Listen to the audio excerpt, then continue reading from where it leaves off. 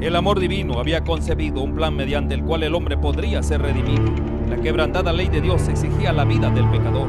En todo el universo solo existía uno que podía satisfacer sus exigencias en beneficio del hombre. Puesto que la ley divina es tan sagrada como Dios mismo, solo uno igual a Dios podría expiar su transgresión. El Hijo de Dios había ofrecido expiar con su propia vida la transgresión de los hombres, y se les otorgaría un tiempo de gracia. Mediante el arrepentimiento y la fe en Cristo, nuevamente podrían llegar a ser hijos de Dios. Una estrella de esperanza iluminó el oscuro y terrible futuro y lo libró de una completa desesperación. La Biblia es un sistema de verdades reveladas, dadas con tanta claridad y sencillez, que el viajero, por insensato que fuere, no necesita extraviarse. Podemos pasar por alto los periodos proféticos señalados en las Escrituras. Las profecías nos revelan y prueban con mayor claridad el tiempo que como pueblo de Dios esperamos, con gran júbilo, la gloriosa liberación y la esperanza de ir al encuentro de nuestro Salvador. Escudriñemos juntos las profecías con mayor empeño y fervor que nunca, y despertar la conciencia convencido que las Santas Escrituras prueban y anuncian el cumplimiento de las señales del tiempo del fin. Bienvenidos cada uno de ustedes. Qué bendición, qué gran alegría nuevamente volvernos a encontrar en el estudio de la palabra de Dios. Hoy tenemos un estudio fascinante y lo vamos a hacer por un periodo de algunos meses. ¿Cómo interpretar la Biblia? Realmente la Biblia es la autoridad sobre toda base moral, sobre todo gobierno. Bueno, de eso vamos a aprender en este estudio. Para eso siempre tenemos la grata presencia, no solo del pastor Contreras, sino también la invitación del Espíritu Santo. Amén. Para que también esté con nosotros, ¿verdad? En todo esto. Gracias, pastor, y bienvenido. Queremos elevar una oración y quiero que usted también nos ayude en eso. Querido Padre que estás en el cielo, te damos gracias por este momento que nos das para que estudiemos juntos la palabra de Dios. Ayúdanos a ubicar los textos más adecuados, pertinentes, amén, para que entendamos tu voluntad expresada en la Biblia. Señor, guárdanos a todos, a los amigos que están conectados, estamos juntos aprendiendo. Pedimos la presencia del Espíritu Santo, tu santa bendición, y lo agradecemos en el nombre de Jesús. Amén. Amén. Muy bien, queridos hermanos, hoy vamos a entrar cómo interpretar la Biblia.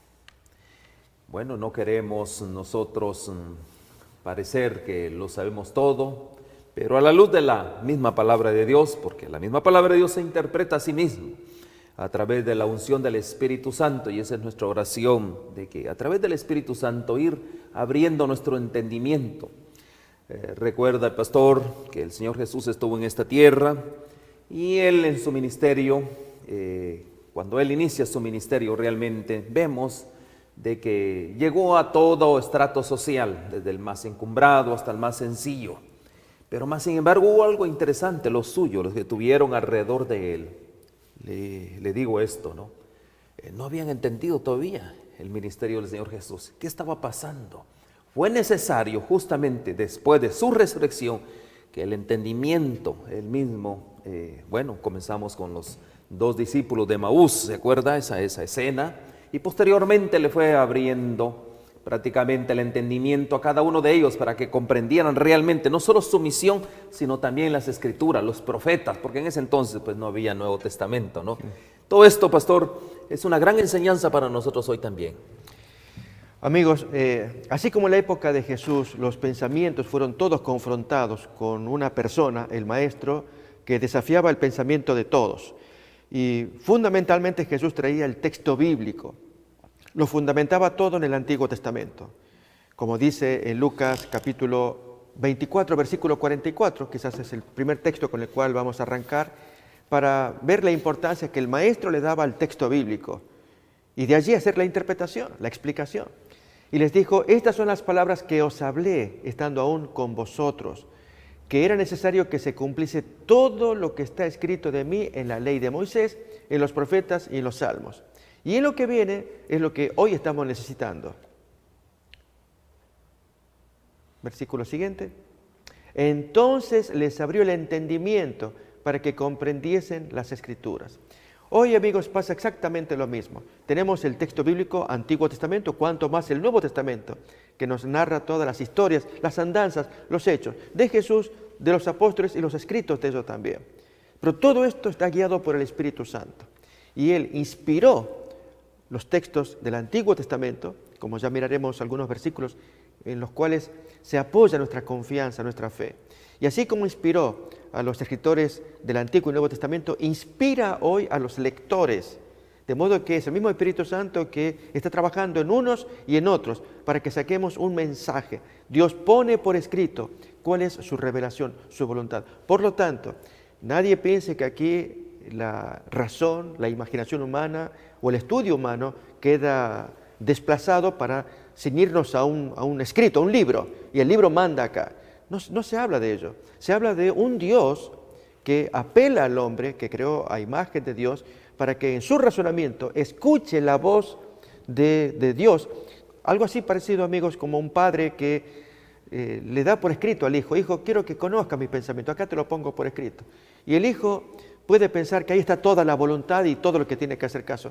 Pero no es ese el trato. Dios o el papá le diría al hijo: hijo, aquí estoy yo. Soy yo tu padre, quiero que me escuches, yo te amo, tú me amas, pero acá te pongo por escrito para que no haya confusión en las cosas que quiero que se hagan en casa. Con la Biblia pasa lo mismo. Ese es el tema que queremos abordar en este trimestre y en esta semana en particular. Bueno, pastor, una gran bendición realmente. Y quiero comentarle, ¿no? Siempre Dios tiene un remanente que siempre va a levantar por alto o sostendrá la verdad bíblica. Siempre va a ser así. Y esto lo vemos nosotros prácticamente. Por eso es que hoy en día, mis queridos hermanos, hay tanta confusión. Les hago este comentario, por ejemplo, dice acá,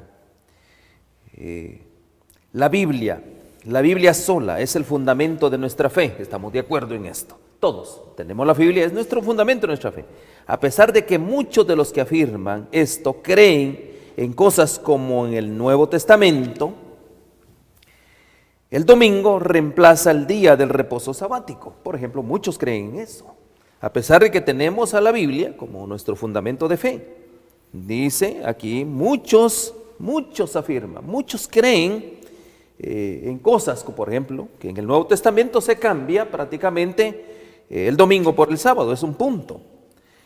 Por ejemplo, también muchos tienen, a pesar que la Biblia es muy contundente en el asunto, en el tema de la inmortalidad del alma, otro punto importante. Otro asunto tan importante, mis queridos hermanos, es acerca del tormento eterno en el infierno. Otro gran asunto prácticamente, ¿no? Realmente pura filosofías para subyugar a veces conciencias, la mente.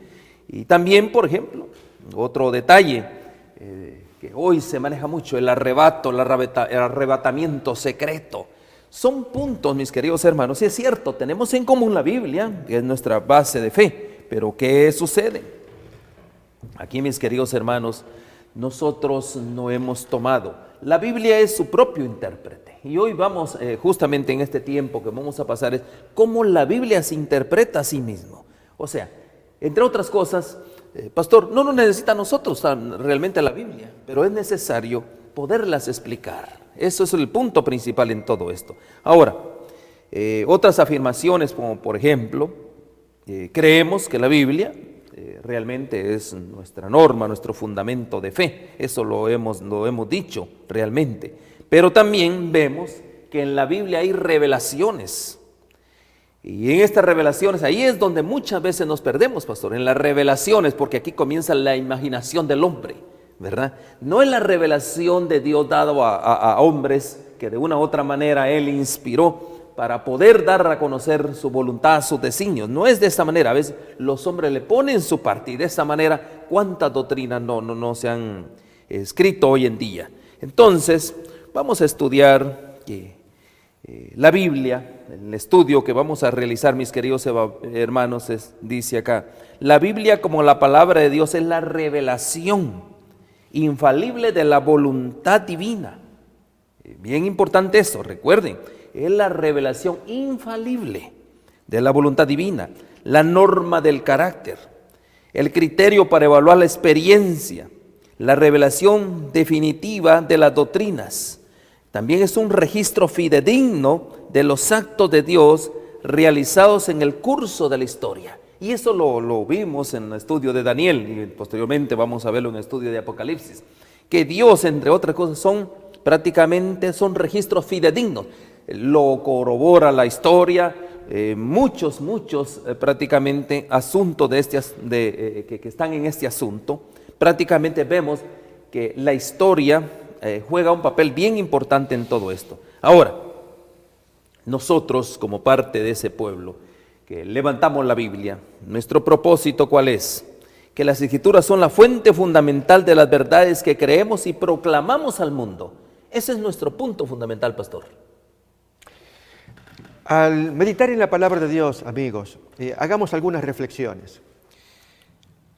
Algunos pueden decir, está el libro, pero el libro dice cosas y uno lo interpreta a su manera.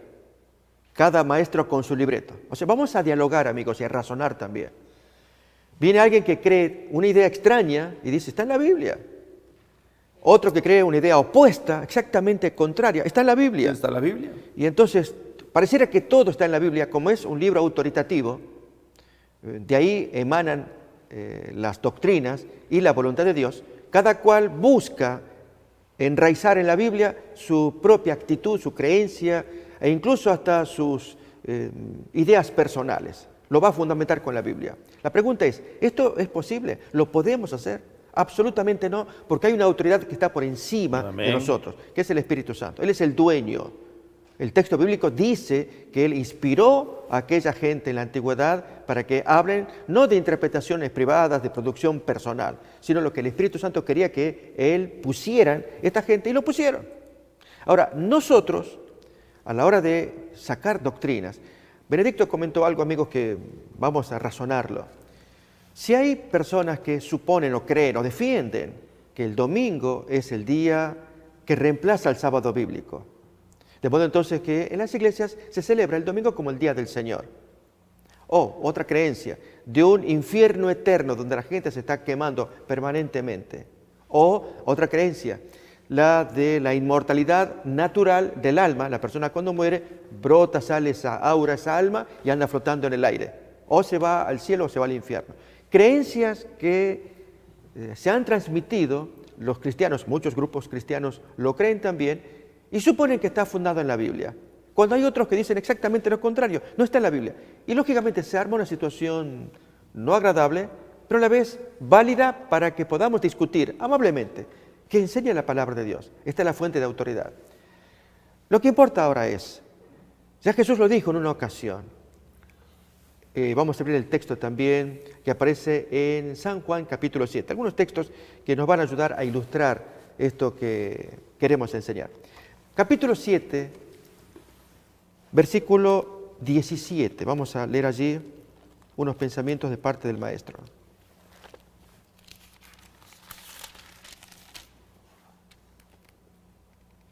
Dice, el que quiere hacer mi voluntad o hacer la voluntad de Dios, conocerá si la doctrina es de Dios o si yo hablo por mi propia cuenta. Notemos que Jesús pone una condición allí y es hacer la voluntad de Dios. Si uno no está dispuesto a obedecer a Dios, no puede conocer más. Jesús dijo estas palabras porque Él deseaba que la gente tuviera la certeza que la doctrina nueva, que parecía nueva, no, era traer el Antiguo Testamento a luz. Pero la forma de conocer si la doctrina de Jesús era bíblica, es decir, basada en el Antiguo Testamento, o una invención nueva, ahí puso la condición. El que quiere hacer la voluntad de Dios va a descubrir si la doctrina que él enseña proviene de Dios o si Jesús está inventando cosas. Esencialmente es lo que dice el texto. Amigos, hoy lo mismo. ¿Queremos obedecer a Dios? ¿Queremos hacerle caso? Si los textos dicen de ciertas prácticas y nos molesta, entonces ahí hay un problema. Quizás no queremos obedecer, pero queremos sostener algunas ideas. Ese es uno de los requisitos fundamentales. Disponer el corazón, entregarnos, sumisos, humildes, dejar que Dios nos vaya guiando. Amén. Para ir modificando conductas que a veces nos parecieron agradables o correctas y sin embargo vamos descubriendo que eso está mal. Cuando uno quiere obedecer a Dios, ahí se aclaran las cosas y vemos que hay una mente superior que organizó todo. Vamos a ir viendo, amigos, la cantidad de autores que componen, que son los que compusieron la Biblia, la cantidad de periodos de tiempo que esto abarca, la diversidad de temas que se abordan, las profecías que se enunciaron y todas se fueron cumpliendo. Hay un sinnúmero de elementos que hacen que este libro, que es tan diverso, tan disperso a la vez, sin embargo, todo entra en armonía. Y algunas cosas que quizás pueden parecerle que están como en alguna contradicción. Recordemos que hay un elemento adicional, y es que este libro supera en muchos, ahora vamos a mirar algunos ejemplos, a los de autores seculares cuyas copias fueron mucho menor, Muy limitadas. y sin embargo la Biblia se escribió abundantemente, y entonces a través de la transmisión podemos ver por dónde viene el texto original. Hasta eso nos ayuda, para tener la confianza en la palabra que representa la revelación de Dios del hombre para nosotros. Un detalle bien importante, pastor, en esto, cómo interpretar la Biblia. Vemos que los textos bíblicos son las herramientas, ¿no?, para la interpretación de la verdad. Cada texto, muchas veces nosotros, está esa explicación, ¿no? Muchas veces nosotros tomamos un texto bíblico, pero recuerden, son herramientas. Cuando hablamos de herramientas es para desarrollar un trabajo, para eso es la herramienta, para, entre otras cosas, revelar las grandes verdades de la Biblia. Para eso es cada texto. Pero muchas veces tenemos nosotros por costumbre leer de corrido, por ejemplo, ¿no? Y eso es algo que, de una u otra manera, ¿a dónde nos lleva? Muchas veces a mal interpretar la Biblia. Pero recuerden algo muy importante, los textos son las herramientas que revelan las grandes verdades. Entonces, un poquito aquí, un poquito allá, como bien lo dice el texto, pues prácticamente, ¿no? Ahora, pastor, aquí hay algo que me gustaría también entrar. ¿Cómo Jesucristo interpretó las Escrituras? Eso realmente tenemos que, por ahí vamos a comenzar, por el patrón, por nuestro maestro, cómo él interpretaba las Escrituras. Les invito, amigos, a que miremos San Juan capítulo 1, versículo 17. Vamos a contrastarlo con la versión de la Reina Valera y otras versiones, que puede ser la Biblia de Jerusalén, la Biblia de las Américas, que lo traducen mejor, más correctamente. Y con ello traer una lección.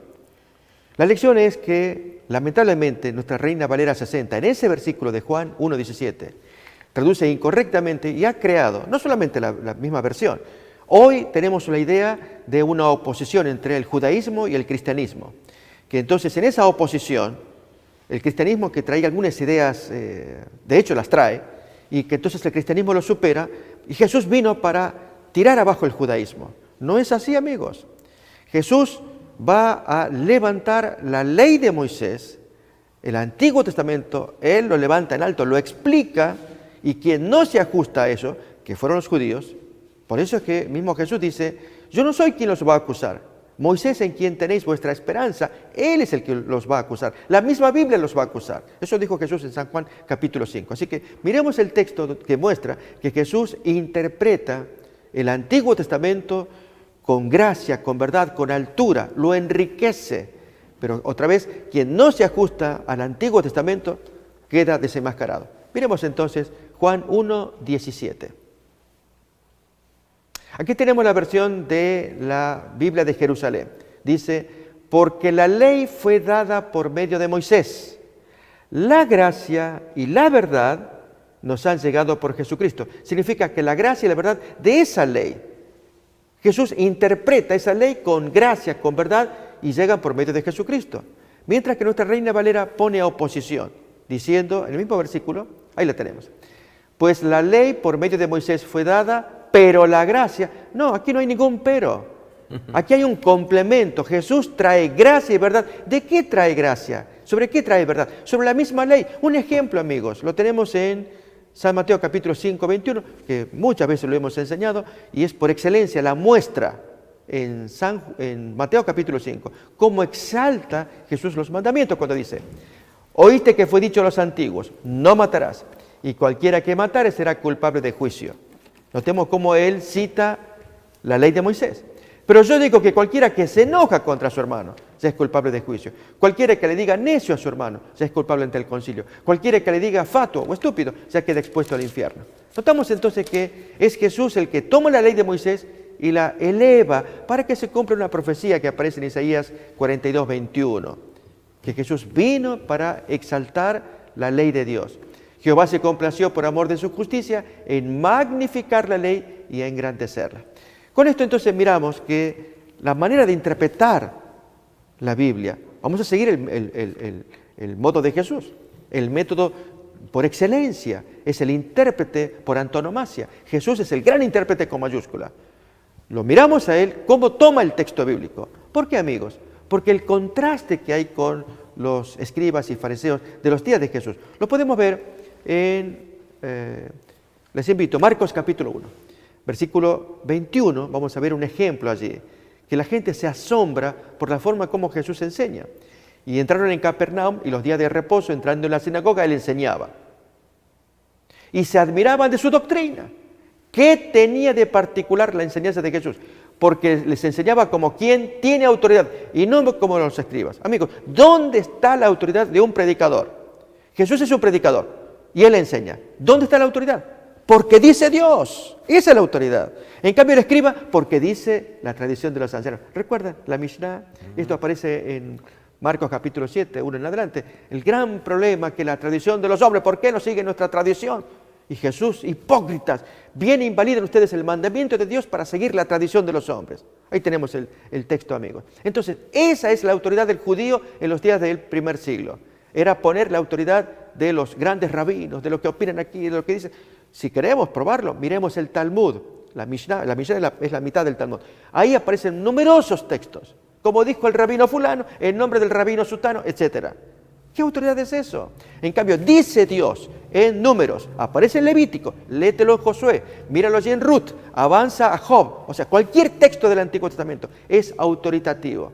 Es Dios el que está hablando. Y Jesús tenía esa manera de enseñar. Por eso, amigos, hoy necesitamos redescubrir la Biblia, todos. No importa la denominación, el credo. Vamos a la Biblia. Y ahí en la Biblia, Antiguo y Nuevo Testamento, vamos a probar doctrinas. Entre ellas, como dijo Benedicto hace rato, es cierto que el domingo está válido, ese es el día que hay que guardar ahora. ¿Y dónde quedó el sábado? ¿Dónde aparece que ya se lo eliminó y el domingo es el nuevo día? O que hay un infierno eterno. ¿Dónde aparece? Y estar así, amigos, probando las doctrinas, para que nos parezcamos. Miren, ¿por qué Dios le llama nobles a esta gente de Berea, según Hechos 17:11? Pablo aparecía en las sinagogas, él predicaba, y la gente quedaba impresionada porque descubrían que había venido ya el Cristo, el Mesías tan esperado. Y esta gente de Berea eran más nobles que los judíos que estaban en Tesalónica, que eran vecinos, pero muy problemáticos, eso cuenta Hechos 17, pues recibieron la palabra de Pablo con toda solicitud, escudriñando cada día las Escrituras del Antiguo Testamento para ver si estas cosas que Pablo predicaba eran así. Eso es lo que hay que hacer y Dios llama a esa gente nobles. Amén. Pastor, qué principio más fundamental, cómo el Señor Jesús interpretaba las Escrituras. No venía de Él nada. Eso, si usted, mis queridos hermanos, prácticamente, si usted cree que el Nuevo Testamento eran palabras del Señor Jesús, no eran palabras del Señor Jesús en ese momento como hombre, pero eran las palabras inspiradas que Él inspiró en el Antiguo Testamento. Así es. ¿Qué cosa más? Entonces Él las traslada ahora prácticamente al Nuevo Testamento y era la manera en que se interpretaba la Biblia. Vamos a probar esto, amigos, con Deuteronomio capítulo 18, versículos 18-19, donde Dios dice a los judíos, a los israelitas, yo voy a mandar a alguien y ese alguien va a hablar y va a hablar mis palabras. Amén. Entonces, las palabras del Nuevo Testamento, mis amigos, no son palabras nuevas, ya Dios las tenía y el Cristo vino para enseñarlas. Pero miremos el texto. Profeta les levantaré de en medio de sus hermanos, como tú, dice Dios al pueblo, y mencionando a Moisés como comparación. Y pondré mis palabras en su boca, y él les hablará todo lo que yo mandare, hablando de Jesús. Mas a cualquiera que no oyere mis palabras, que él hablare en mi nombre, yo le voy a pedir cuenta. Jesús, ¿cuántas veces dijo así? Yo soy enviado del Padre, el Padre me envió. Acá tienen las obras que prueban de dónde vengo yo. Y los judíos, no había caso, ¿no? Como decimos vulgarmente, no le entraba bala, no había, porque la mente se cerró. Que hoy no pase lo mismo, amigos, ante la evidencia bíblica, que nos cerremos y no, este ataca mi idea favorita. No me gusta, no lo quiero escuchar, porque yo creo que hay que tomar vino, porque dice en la Biblia, Pablo le dice a Timoteo, por causa de tus enfermedades es bueno que tomes un poquito de vino. O bueno, si ahí dice que tome vino, a mí me gusta el vino, ¿por qué no voy a tomar vino? No me gusta que tú me prohíbas que yo tome vino. Cuando entramos así, amigos, ¿a dónde vamos a ir a parar? Bueno. Ahí tenemos el texto, la producción nos la trae también. Ya no bebas agua, sino usa de un poco de vino por causa de tu estómago y de tus frecuentes enfermedades. Así que Benedicto, usted ya sabe que aquí podemos... Aquí nos podemos quedar. Mis queridos hermanos, otro detalle que vamos también a estudiar, que la Biblia, la palabra de Dios, vamos a levantarla ya entre un momento, tiene que estudiarse con oración, pastor. Así es. No hay manera. La Biblia no es un libro cualquiera. La Biblia, es un libro inspirado. Por lo consiguiente, tiene que entenderse en la parte espiritual. Y para llegar a esa dimensión, tenemos que entrar en la oración, pastor. Si queremos que Dios se comunique, amigos, abramos nuestra mente. Porque si entramos a estudiarla con cierta... Prejuicio, digámoslo. O engreimiento, o prejuicios, yo ya tengo mi idea y quiero probar con la Biblia. Cuando tomamos esa actitud de querer probar con la Biblia mi idea favorita, entonces yo quiero encontrar en la Biblia mi idea y no al revés, que Dios me enseñe a mí. Si dispongo mi corazón, le pido a Dios, Dios, ayúdame, porque estoy confundido, estoy escuchando nuevas cosas que no sé qué está pasando, ayúdame, voy a leer la Biblia. Dios oye esa oración. Si por el contrario, vamos con la otra actitud, no, este fulano se equivocó, le voy a probar cómo se equivocó. A ver, ¿dónde fue que lo encontré yo? Y buscamos, con esa actitud. Eso les pasaba a los judíos. ¿Por qué rechazaban a Jesús? Si decían en la interpretación de ellos, podemos mirar un texto en San Juan capítulo 12. Esta es una de las razones por las que los judíos no lo querían a Jesús. Dice capítulo 12 de San Juan, versículo 32 en adelante. Jesús da una nueva noción del Cristo, pero no era nueva, ya estaba en el Antiguo Testamento. Pero los judíos querían probar a cómo dé lugar su versión del Cristo, y era motivo por el cual no lo querían. Miremos San Juan 12, 32. Y yo, les dijo Jesús a la gente, si fuera levantado de la tierra, a todos atraeré a mí mismo. Y decía esto dando a entender de qué muerte iba a morir. Y la gente reacciona. Le responde la gente, nosotros hemos oído de la Biblia, de la ley, de la exposición de los rabinos, que el Cristo permanece para siempre. ¿Cómo pues dices tú que es necesario que el Hijo del Hombre o el Cristo sea levantado? ¿Quién es esta versión? Tú estás trayendo algo nuevo a nuestros oídos, que el Cristo tiene que morir. ¿De dónde aparece eso? Efectivamente, amigos, hasta el día de hoy, en los judíos, no existe la noción de un Cristo que muere y resucita. El Cristo se le parece a los macabeos, que entran, toman posesión, ganan las victorias, las batallas y ensalza a Jerusalén, como ocurrió con los macabeos. Pero hay aquí que olvidan Isaías 53. ¿Para qué está el texto? Si no lo estudiamos, porque Jesús se basa en el texto bíblico. Hoy lo mismo, amigos. Queremos encontrar doctrina, busquémosla bien en la Biblia, pero depongamos nuestras actitudes, seamos humildes, queramos escuchar. Aquí, mis queridos hermanos, Dios a través de su palabra revela grandes verdades, preciosas verdades y con mucha claridad, que cualquier mente, por sencilla que sea, las puede entender. Por un lado, por otro lado, estudiar la Biblia es un verdadero placer, es una delicia, pastor. Eso es lo que es la Biblia prácticamente. Y de esa manera aquel que lo lee, aquel que se inmerse en eso, pues para él es una gran fiesta. Eso es lo que es prácticamente todo esto. Más sin embargo, yo les podría decir también a ustedes muchas cosas interesantes, los grandes males que se han penetrado gradualmente en el mundo cristiano, pastor. Males que, ¿saben una cosa? ¿Por qué razón? Justamente por no interpretar los textos correctamente. Y le voy a decir, con eso, pastor, prácticamente se le quita la reverencia a Dios al interpretar mal los textos. Se le quita prácticamente el lugar que se merece Dios. Y no solo eso, también, mis queridos hermanos, llegamos a un punto en el cual causa tanta confusión, entre otras cosas. Y le voy a decir yo a usted, nosotros mismos a veces como predicadores le quitamos el poder a la Biblia. ¿Se ha dado cuenta de eso, pastor? Sí. Amigos, o aceptamos la voz de Dios o cuando escuchamos a un predicador, la opinión que él trae. Yo voy a traer algunos ejemplos, Benedicto, pero no sé, yo no quiero lastimar a nadie porque el propósito es estudiar la Biblia. Pero hay casos. Les voy a contar mi experiencia nomás, déjenme para ilustrar, porque no, hay casos y que es posible que algunos que nos oigan se puedan sentir incómodos. Yo era niño y mi madre católica me envió a un seminario de curas. Yo tendría unos 12 años, junto con mi hermano el que me sigue. Y los dos éramos alumnos. Y allí en el seminario nos querían mucho, me querían mucho por los talentos, en fin, piano, lo que fuera, y un chico bien aplicado. Pero al mismo tiempo yo estaba aprendiendo la Biblia. Tenía mi vecino, un joven 2 o 3 años mayor que yo, que a su vez alguien le enseñaba y él me lo transmitía a mí. Y yo aprendía, absorbía. Pero había puntos en los que finalmente lo que yo estudiaba, leía el texto, y después cuando me iba al seminario, yo estaba interno allí unos meses, luego retornaba, estaba con mi familia y jugaba con mi amigo, que era el que me enseñaba. Que tuve que encarar al cura en aquel tiempo. Padre, quiero hacer algunas preguntas. Sí, hijo, ven. Y hasta me acuerdo el nombre del cura también. El cura Arriba, Claudio Arriba. Nombre, todos los curas, yo tengo un grato recuerdo de esa gente. Y le dije, padre, yo estoy estudiando la Biblia. Oh, me alegra. Si la Biblia dice esto, ¿por qué nuestra iglesia no lo pone en práctica? Ahí dice en la Biblia, se habla de Pedro, el que llamamos primer papa en Hechos capítulo 10, que le dice a Cornelio, no te postres ante mí, no lo hagas, no te arrodilles. Y nuestro papa acepta que se arrodillen ante él. Y el cura me miró. Pero tengo otra pregunta, padre, también. Dice que los sacerdotes tienen que ser hombres casados, ahí en primera de Timoteo capítulo 3. Y yo le citaba, porque, en fin, tenía memoria y le podía dar, y él sabía lo que yo estaba diciendo. Y ahí dice que tienen que ser casados, pero nuestros sacerdotes son solteros.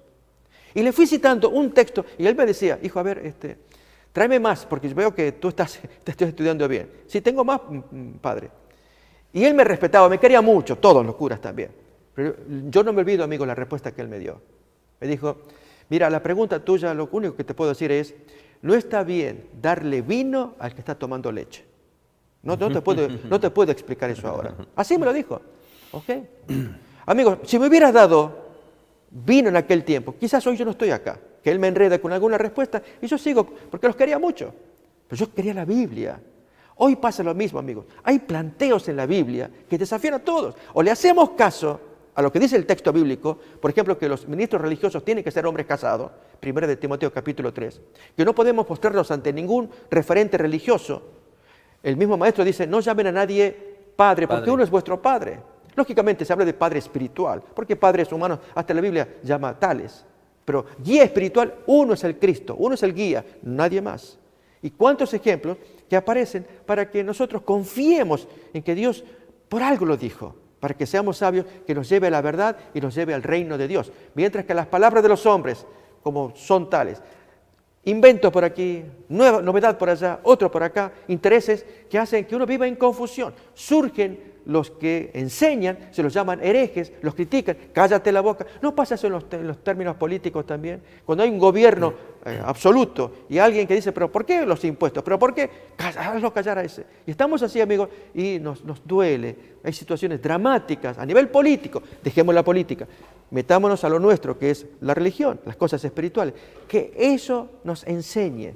La palabra de Dios merece ser creída, que confiemos en ella, que le hagamos caso, que todos nosotros, humildes, sigamos al Cristo. Él es el que nos va a guiar. Él ya lo vivió, creyó en el Antiguo Testamento y lo predicó, así lo pagó, lamentablemente. Nos puede pasar a nosotros, que por creer en la palabra de Dios tengamos la oposición, la persecución, pero amigos, bien vale la pena porque Dios va a dar un premio a todos aquellos. Se lo dio a Jesús por anticipado, ya lo ensalzó hasta lo sumo. ¿Qué es lo que nos queda a nosotros si imitamos los caminos de nuestro Maestro? Aquí tengo una declaración muy solemne, dice, no se atreva la sabiduría humana a disminuir la fuerza de una sola declaración de las Escrituras. ¿Quiénes somos nosotros? No tenemos ninguna autoridad definitivamente en todo esto. La solemne denuncia que hay en la sola declaración de las Escrituras en el libro de Apocalipsis dice, debe ser una advertencia contra una actitud tal, o sea, no disminuir la fuerza de las Escrituras. Y dice acá, en el nombre de nuestro Señor Jesucristo ruego, quita tus zapatos de tus pies, porque el lugar en que tú estás, tierra santa es. Este puntito lo hemos aplicado simplemente al relato de Moisés, ¿verdad? Eso es lo único que hemos aplicado nosotros. Pero, mis queridos hermanos, y de Josué, ¿verdad? Cuando nosotros leemos la Biblia, ¿qué hay aquí, pastor? ¿No es tierra santa esto? Eso es. Amén. Eso es el punto. Bueno, y yo le voy a decir a usted, a veces estos libros están hasta tirados, ¿verdad? Yo le voy a decir, es falta de respeto realmente. Es un libro, sí, pero es la palabra, la bendita palabra de Dios. Ahora, pastor, recuerden otro puntito y el último puntito, que la Biblia, la palabra de Dios entera, total, es una revelación de la gloria de Dios en Cristo. ¿No es eso, pastor? Qué bonito pensar que Dios concentró toda su voluntad, todo lo que Él quería dar al hombre en la persona de Jesús. Amén. Pero antes de que Jesús apareciera, en la providencia de Dios, miremos lo que dice Gálatas capítulo 4:4, que había un plan de Dios para que Jesús apareciera en cierto tiempo. Cuando vino el cumplimiento del tiempo, Dios envió a su Hijo, nacido de mujer y nacido bajo la ley de las revelaciones dadas a Moisés. Cuando vino el cumplimiento del tiempo, Dios sabía cuándo, lo había profetizado también. Entonces, en el plan de Dios ya estaba el hecho. Fíjense, por dar un ejemplo, en Génesis capítulo 3:15, el que se llama el protoevangelio. Es la primera mención de un plan de salvación. Y pondré enemistad entre ti, le dice Dios a la serpiente, y la mujer. Entre tu simiente, la de la serpiente, y la simiente de la mujer. Esta te herirá en la cabeza y tú le herirás en el calcañar. Aquí, amigos, ya está hablando de Jesús. Ya estaba, era el centro, la razón de ser de la Biblia. Pero aquí que hasta que apareciera el Cristo y le diera en la cabeza al enemigo, Dios tenía que comunicarse con los hombres. Como dice el texto, vamos a leer Amós 3:7. Dios no va a hacer nada sin revelarle a los profetas Amén. los planes que Él se trae. En ese texto nos enseña que Dios quiere comunicarse con los hombres, porque no hará nada Jehová el Señor sin revelar su secreto a sus siervos, los profetas. Y entonces al revelárselos a ellos, ellos reciben a través de sueños, de visiones, de impresiones, voces, y entonces su mente, que ellos se dispusieron a escuchar a Dios. Dios los toma y transmite, y ellos luego hablan palabras de Dios, y la gente oye, hasta que el Cristo viniera. Y cuando Jesús viniera, hablaría con autoridad, nada menos que Dios, pero basado en la palabra. Él cita lo que el texto bíblico, y la gente tiene que creerle o no, con riesgo de perder su salvación. Su salvación, eso es lo más importante. Esto es vida o muerte, mis queridos hermanos. Ahora hay un detalle bien importante en esto, para complementar este puntito. En la última generación, pastor, es una generación prácticamente que es la que va a vindicar, ¿verdad?, el nombre del Señor, el nombre de Dios. Y esta generación prácticamente es una generación que tiene que también expresar la misma gloria de Dios. Cuando nosotros aceptamos la Biblia, mis queridos hermanos, es creída, cuando es creída y también obedecida, porque no solo simplemente es el hecho de aceptarla, también hay que creerla y hay que obedecerla, constituye para nuestras vidas el gran instrumento para la transformación de nuestro carácter. Y ese es el punto principal, porque la última generación tiene que revelar el carácter de Cristo. Y justamente, ¿cómo lo va a conseguir? ¿A través de qué? A través de las Santas Escrituras. Quiero, amigos, traer una palabra que Benedicto trajo al comienzo. Si captamos, él dijo, habló de un remanente. Dios quiere que haya gente del grueso, gente que le quiere escuchar. Ese es el remanente, son los que van quedando.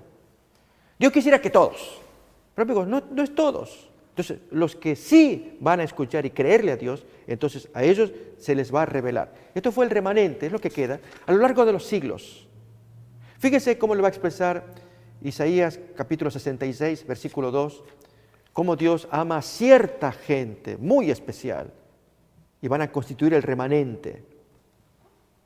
Mi mano hizo todas estas cosas y así todas estas cosas fueron, dice el Señor.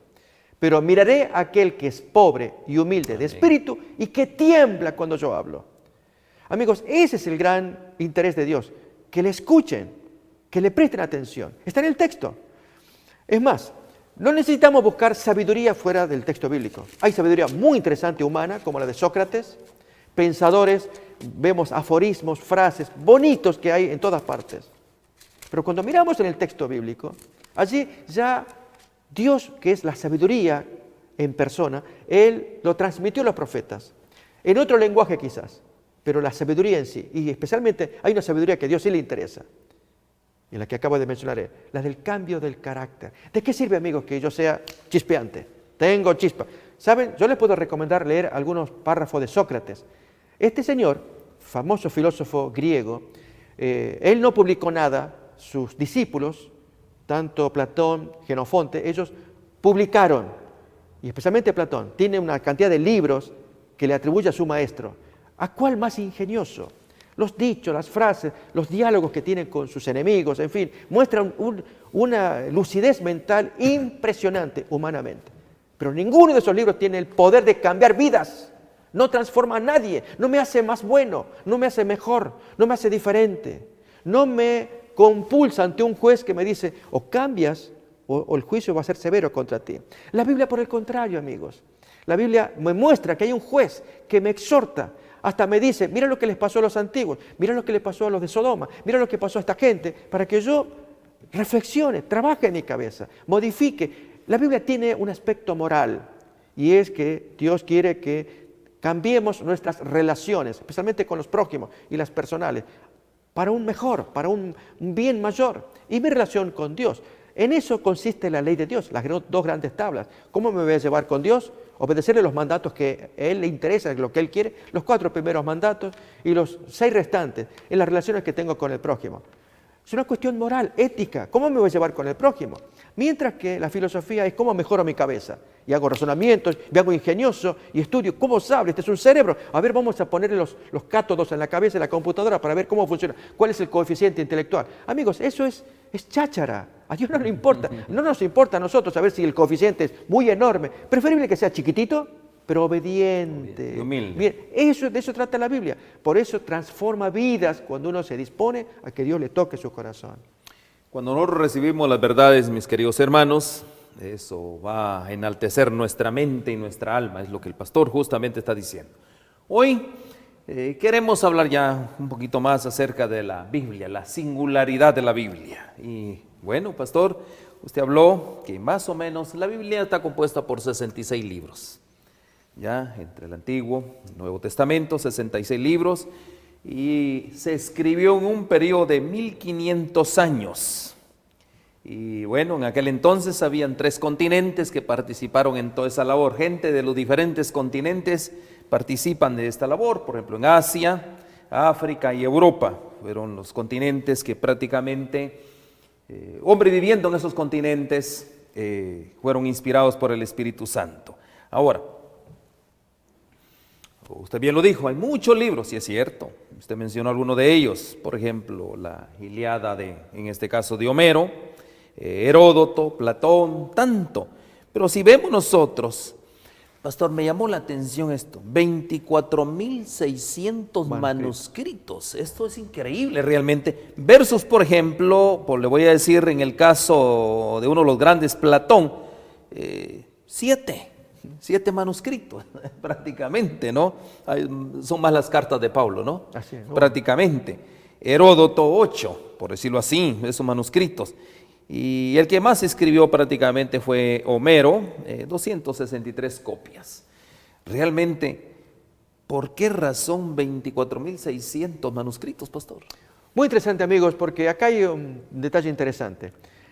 En cuanto a la Biblia, el arco de 1500 años, desde el primero que escribe Moisés hasta el último que escribe Juan, al mirar desde cuándo escribe, hay unos 1500 años.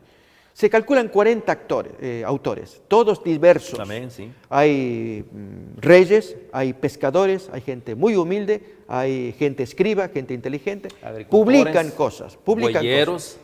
Y entonces, lo interesante es que de diversos temas, pero a la hora de mirar el hilo conductor, hay un Dios por encima de todo ello, el Espíritu Santo que conduce, hay un objetivo y es que Dios quiere la conversión del hombre, la rectitud, dijimos el aspecto moral, ético, que lleve su buena relación para con Dios, para con el hombre.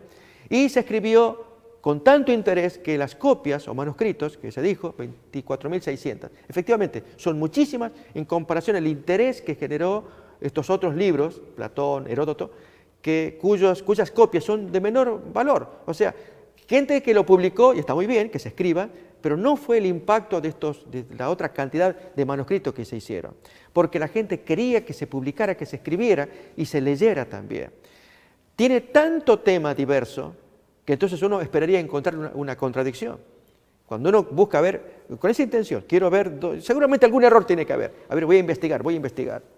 Amigos, cuando hacemos ese tipo de investigación, según el objetivo, lógicamente podemos encontrar cosas que no nos van a edificar, pero Dios quiere que tengamos una disposición amena, amorosa, como un hijo que se dirige al padre y el padre le va a dar instrucciones. Si el hijo quiere aprender, para mejorar su nivel, su estándar de vida. Hacer diferencia entre la Biblia y el predicador. A veces tenemos ese prejuicio. No, yo no quiero saber nada de Biblia porque me acuerdo del pastor fulano, me acuerdo del cura sutano. ¿Qué tiene que ver? El cura, el pastor se pudieron haber portado mal, re mal, pero la Biblia sigue siendo diferente, administrada, predicada por buena gente como por mala gente. Entonces, ese libro es el que nos importa ver si es válido, si es lícito creerle, porque trae pruebas, y esas pruebas son las que tenemos que analizar. Pastor, nuestra población actualmente está alcanzando casi los 7,000 millones de personas. De esos 7,000 millones de personas, mis queridos hermanos, 95% tiene esa gran posibilidad hoy. Eso es maravilloso, realmente está traducida literalmente en casi todos los idiomas del mundo. Qué cosa más maravillosa. Eso no hay ningún libro, realmente a ese nivel, a esa altura. Solo Dios hace todo eso prácticamente. Ahí es una gran evidencia. Ahora, hay algo bien importante también en todo este asunto. Su contenido, o sea, entre otras cosas, la Biblia también es única por su contenido y su mensaje, la cual se centra en los actos redentores de Dios a través de la historia. Eso es lo que es la Biblia. Todos los actos redentores, como Dios, cómo inició prácticamente desde el mismo Edén, Adán y Eva, y cómo comienza, el pastor mencionó Génesis 3:15, cómo comienza ahí ese acto redentor de parte de Dios. No solo una sentencia, hubo un juicio, también hay una gran declaración del gran conflicto en todo esto. Pero más sin embargo vemos aquí que desde ahí comienzan los actos redentores y lo vamos viendo capítulo por capítulo prácticamente hasta llegar a Apocalipsis. Son los actos redentores de Dios a través de toda la historia. Entre otras cosas, pastor, es la palabra viva de Dios. Efectivamente, amigos, para entender la naturaleza general de la Biblia, así como leíamos el texto de Génesis 3:15 en que Dios se dirige contra Satanás diciéndole que iba a haber una natural enemistad. Satanás no tendría pleno dominio sobre el hombre, sí que el hombre se hizo del lado de Satanás, pero no tendría el pleno dominio, y entonces hasta que viniera Cristo y le diera el golpe mortal. Pero mientras tanto, hasta ese tiempo, Dios esperaba que su gente le obedeciera, y allí desde Adán y Eva se forman las dos razas, los hijos de Dios y los hijos de los hombres. Los hijos de Dios van a estar representados por Abel, quien falleció prematuramente, le sucede su hermano Set, y él con su descendencia van a formar lo que se conoce como los hijos de Dios, que luego aparecen en el diluvio o antes del diluvio. Y los hijos de los hombres van a estar representados por Caín, que es el hermano rebelde, quien él con su rebelión contra Dios genera una descendencia.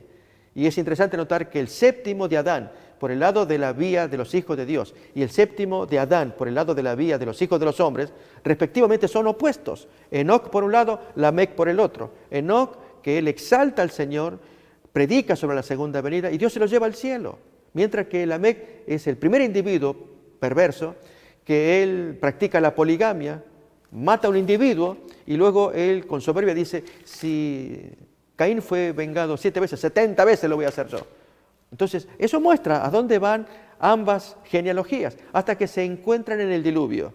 Y en el diluvio, amigos, los hijos de Dios, las hijas de los hombres, se mezclan, lamentablemente, se produce el diluvio por cuestiones sexuales, mayormente es el pecado principal, y luego entonces Dios espera nuevamente levantar una raza con Noé.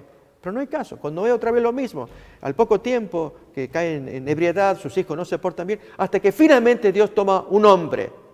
Y a partir de ese hombre, amigos, Abraham forma esa raza de creyentes, de los cuales llega Jesús, y con Jesús se amplía todos aquellos que quieran creer como el Maestro, van a seguir en la misma línea de Abraham. En eso consiste toda la revelación que Dios quiere mostrarnos, de que hagamos su voluntad como lo hizo este ancestro Abraham, y que Jesús la enseñó y lo pagó con su cuerpo, con su vida, para que se haga la voluntad de Dios. De hecho, Abraham, el gran hombre de la fe, el padre de nosotros, pues prácticamente, ¿no? Mis queridos hermanos, quiero llevarlos a este texto para ir formalizando este asunto. Deuteronomio capítulo 32, verso 45. Son textos muy maravillosos, muy contundentes. Recuerde que Moisés aquí estaba ya a punto de irse de este mundo. son sus últimas declaraciones, como quien dice su último testamento que le está dando al mundo. Sí. Deuteronomio capítulo 32, verso 45 dice. 45. Y acabó Moisés de recitar todas estas palabras a todo Israel. Estamos hablando de un cántico hermoso, ¿verdad? Que estaba como parte de su ritual en el 46. Y les dijo, aquí viene lo lindo, aplicad a vuestro corazón a todas las palabras que yo os testifico hoy. Es el discurso, para que las mandéis a vuestros hijos, a fin de que cuiden de cumplir todas las palabras de esta ley. Sigamos leyendo. Porque no os es cosa vana, es vuestra vida. Mire, pastor, qué lindo, ¿no? Y por medio de esta ley haréis prolongar vuestros días sobre la tierra donde vais, pasando el Jordán para tomar posesión de ella. Qué lindo, ¿no? Ahí dice, son vida. Y habló Moisés, y habló Jehová a Moisés aquel mismo día diciendo, bueno, y ahí está el relato. Vamos al 49 para terminar la sentencia. El verso, sube a este monte de Abarim, al monte Nebo, situado en la tierra de Moab, que está frente a Jericó, y mira la tierra de Canaán que yo doy por heredad a los hijos de Israel. Parémonos ahí. Pastor, el punto principal es aquí Moisés, ya mayor, ya ancianito, el gran hombre de Dios prácticamente, un gran hombre. Qué carácter de Moisés realmente.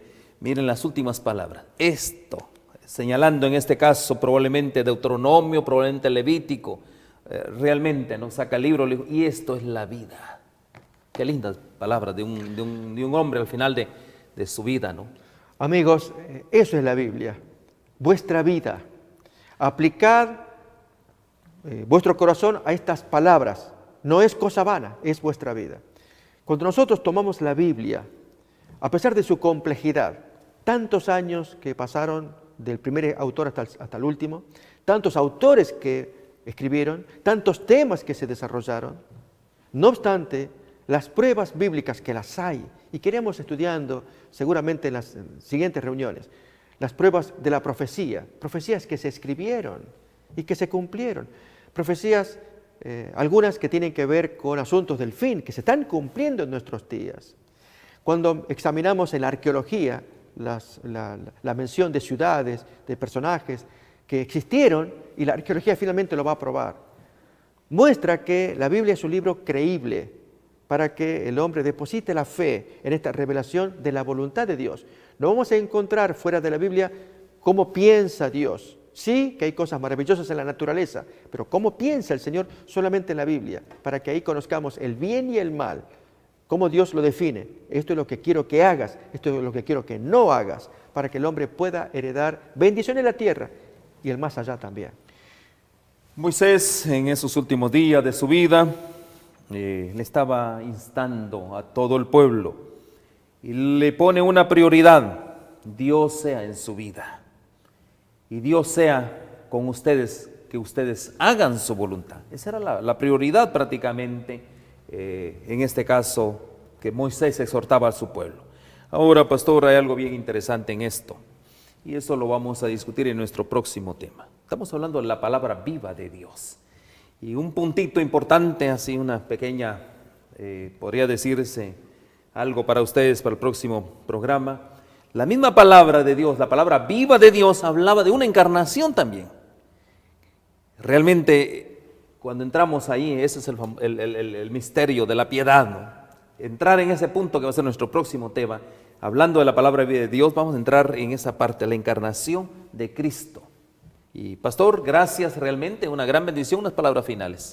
Amigos, pensar en que Dios del cielo se vacíe, se despojó a sí mismo y tome forma humana y que venga a habitar entre los hombres, que se encarne, es algo que sobrepasa la imaginación.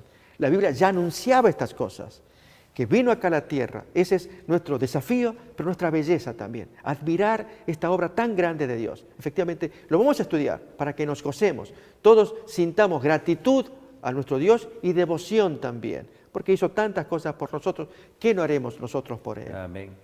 Justamente, mis queridos hermanos, la palabra viva de Dios en medio de los hombres. Amén. Qué cosa más maravillosa. O sea, no se bastó simplemente con inspirar a santos hombres, sino también ahora Él lo viene a confirmar, mandando a su Hijo, que es la palabra viva, que Él fue el quien la inspiró, que la dio, ahora Él mismo se presenta. Qué Amén. lindo, ¿no? Amén. Realmente, ese es el próximo tema. Que el Señor les bendiga, un abrazo para todos, feliz sábado. Amén. Metro Evangelización 3000. En la Biblia encontramos el gran desafío evangelístico que han representado las ciudades a quienes desean hacer suya la orden de ir y predicar el Evangelio. En la actualidad, la mayoría de personas viven en las grandes metrópolis.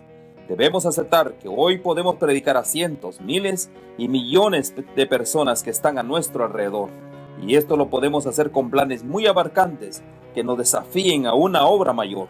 Ya están listos los peces, ya están listas las redes, solo faltan los pescadores. Presentamos Metro Evangelización 3000. Todos pueden hacer algo en esta obra. En estas reuniones hogareñas presentamos a Cristo a las familias.